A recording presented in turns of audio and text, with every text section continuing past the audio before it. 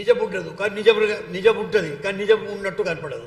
అది paradox, the most పర్ప్లెక్సింగ్ paradox కూడా పర్ప్లెక్సింగ్ paradox మన ఎడ్యుకేషన్. ప్రతి ఓడు ఎడ్యుకేషన్ చేంజ్ కావాలా, ఎడ్యుకేషన్ ఇట్లా ఉండాలా, ఎడ్యుకేషన్లో ఈ బుక్ ఉండాలా, ఎడ్యుకేషన్లో చదువు ఉండాలా, ఎడ్యుకేషన్లో ఇంటర్మీడియట్ కలిసి ఉండాలా, ఎడ్యుకేషన్లో జీతాలు ఉండాలా అన్నీ చెప్తున్నాం. కానీ అప్పటికి ఇవాళకి అంటే 5,000 ఏళ్ళ తర్వాత కూడా ఎడ్యుకేషన్ ఎట్లా ఉండాలా అని మాట్లాడుకుంటూ ఉన్నాం మనం. ఆ పారాడాక్స్ ఎందుకు వచ్చిందంటే ఒక్కటి అర్థం చేసుకోండి, time change, education is more a process rather than any subject.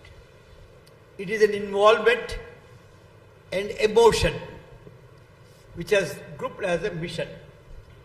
కాబట్టి it has to change the time and space దీన్ని గైడ్ చేస్తూ ఉంటుంది ఏ ప్రాసెస్లో అయినా.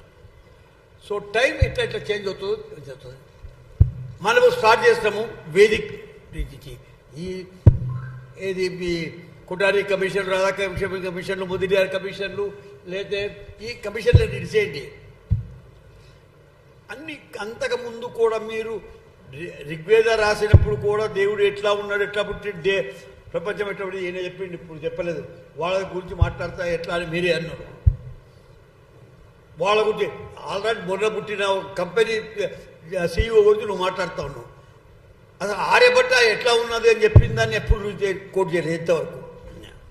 కాబట్టి నేనేది ఏంటంటే నాలెడ్జ్ అనేది ఫస్ట్ ఆఫ్ ఆల్ మనం let us not get into all philosophical perspectives ఉంది. ఇప్పుడు ఇక్కడ ఫార్మల్ ఎడ్యుకేషన్ గురించి మాట్లాడుకుంటూ ఉంటాం మనం.